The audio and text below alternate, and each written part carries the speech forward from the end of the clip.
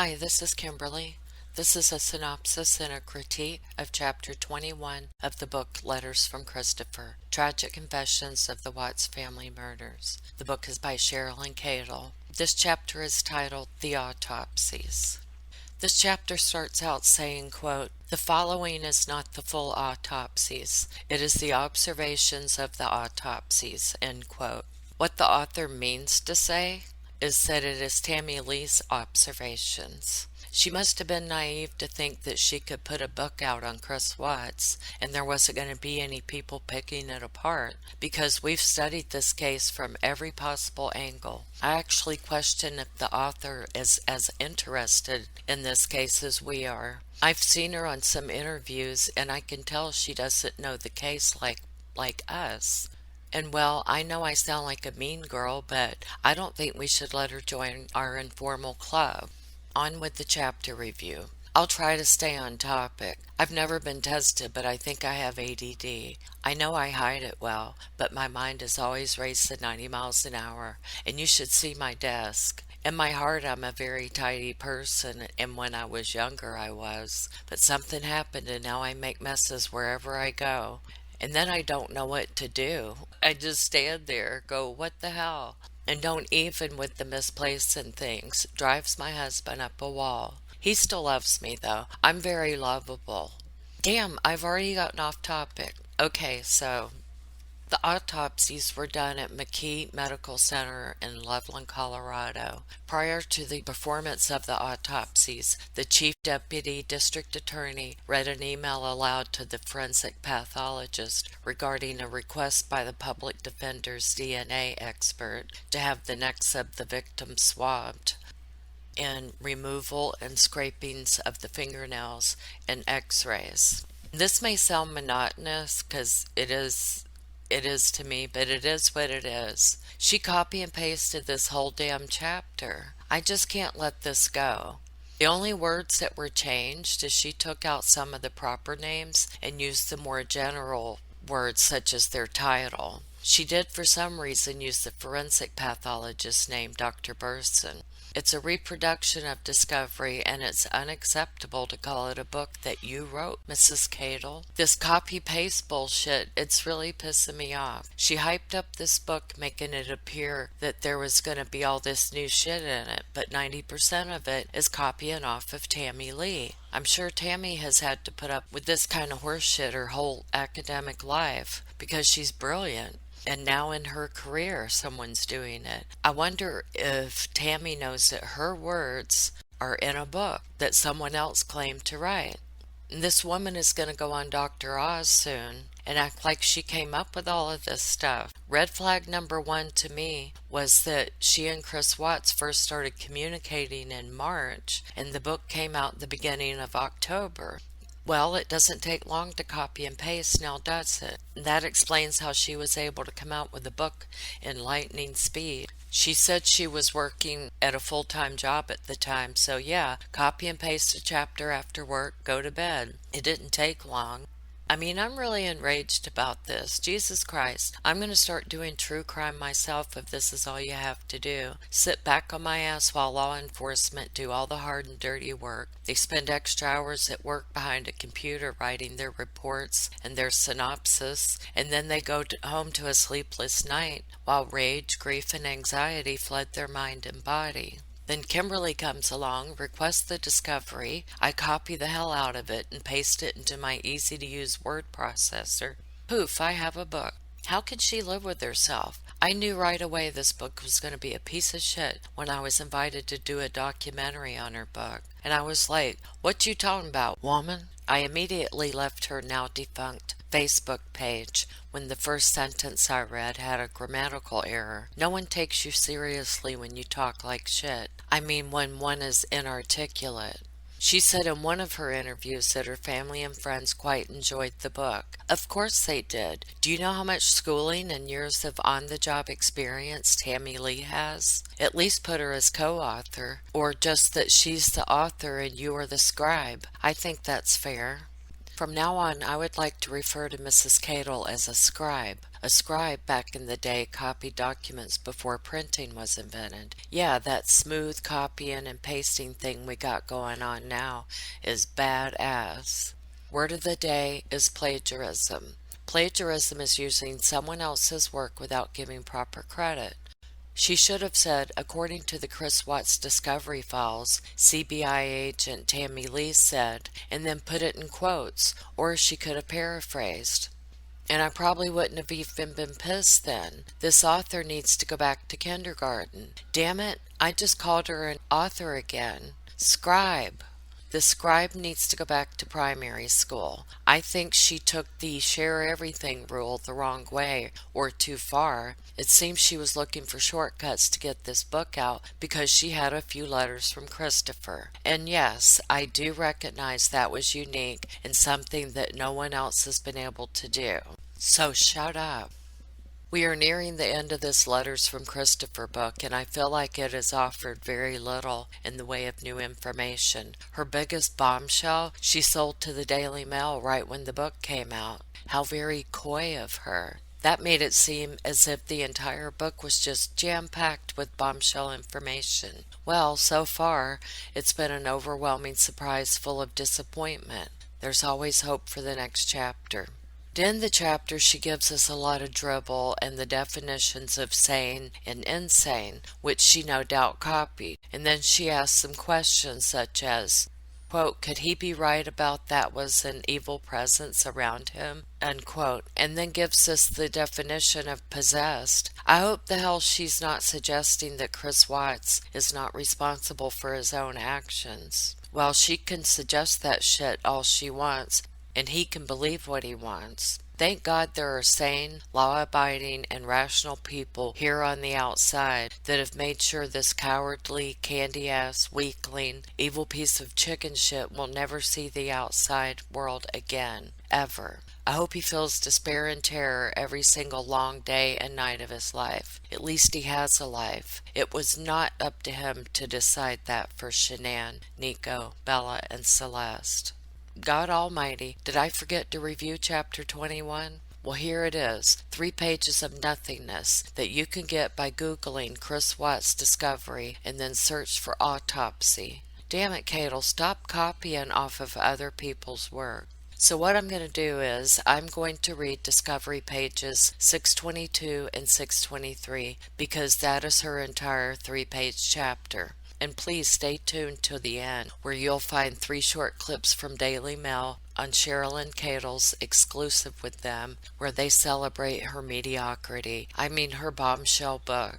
Lord knows I try to be nice, but I seem to always fail. And now for CBI agent Tammy Lee's summary of the autopsies. On Friday, August 17, 2018, I, Colorado Bureau of Investigation CBI agent Tammy Lee, responded to McKee Medical Center, which is located at 2000 North Boise Avenue in Loveland, Colorado, to attend the autopsies of Shanann, Bella, and Celeste Watts. Shanann, Bella, and Celeste were all murdered on Monday, August 13th, 2018, and dumped at an oil well site north of Roggen, Colorado, referred to as Survey 319. Shanann's body had been recovered the evening of Wednesday, August 15th, 2018, from a clandestine grave. Bella and Celeste were recovered Thursday, August 16, 2018, from inside separate crude oil tank batteries. This report documents my observations at the autopsies. Action taken. On Friday, August 17, 2018, at approximately 10 a.m., I, Colorado Bureau of Investigation CBI agent Tammy Lee, responded to McKee Medical Center, which is located at 2000 North Boise Avenue, Loveland, Colorado, to attend the autopsies of Shanann, Bella, and Celeste Watts. The autopsies were performed by Dr. Michael Burson and his assistant, Weld County Deputy Coroner Joey Weiner. Present during the autopsies were Weld County Coroner Carl Bleich, Weld County Chief Deputy District Attorney Steve Wren, Weld County Deputy District Attorney Patrick Roche, FBI agent Graham Coder, and CBI scene analysis Eric Bryant. Prior to the performance of the autopsies, Chief Deputy District Attorney Wren read an email aloud to Dr. Burson, which included a request by the public defender's DNA expert to have the necks of the victim swabbed, removal, scrapings of the fingernails, and x-rays. The first autopsy performed was on Shanann Watts. Shanann had x-rays taken prior to the autopsy, and I informed Dr. Burson that Shanann had prior neck surgery.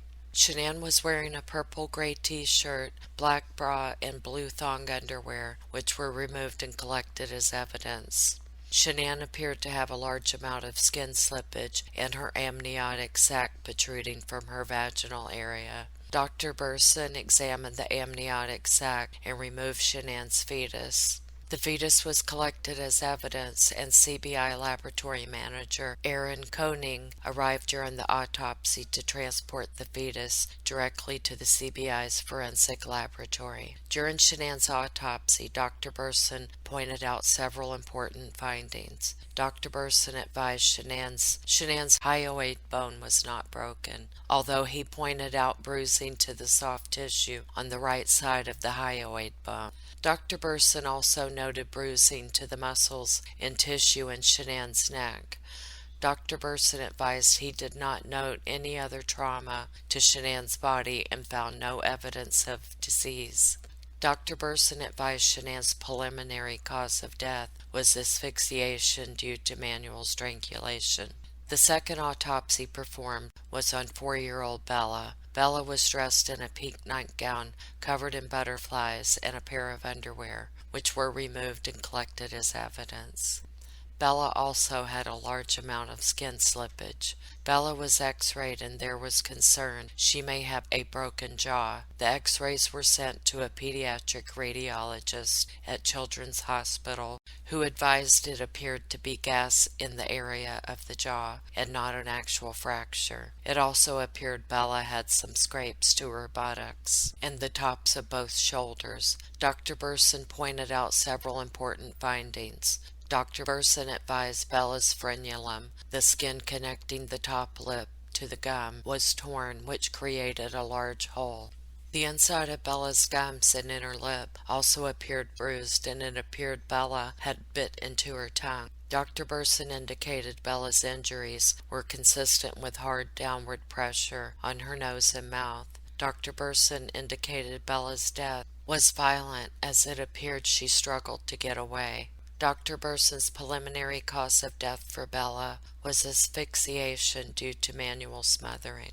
Dr. Burson did not note any bruising or injury to Bella's neck. The final autopsy performed was on 3-year-old Celeste. Celeste was dressed in a pink nightgown, Minnie Mouse underwear, and a pull-up. The nightgown and underwear were collected as evidence. Celeste had a large amount of skin slippage. Celeste did not have any obvious signs of injury or bruising to her neck area. I also did not observe any injury to Celeste's mouth or face, to include petechia. Dr. Burson advised Celeste's preliminary cause of death was asphyxiation due to manual smothering. Dr. Burson also measured the hip and shoulder width of Bella and Celeste, and advised the smallest width with Celeste was 9.5 inches. I was aware the opening to the hatch of the oil tank was only 8 inches in diameter. The items of evidence collected during the autopsy were packaged and turned over to Detective Baumhofer. Photographs from the autopsy taken by CSA Bryant are attached to this report, along with sign-in sheets for each autopsy. Investigation continues. Agent Tammy Lee, Denver, Colorado Bureau of Investigation. Discovery page 622 and 623. And that will be the end of this video. I will pick up at chapter 22 in the next one. Thank you for listening.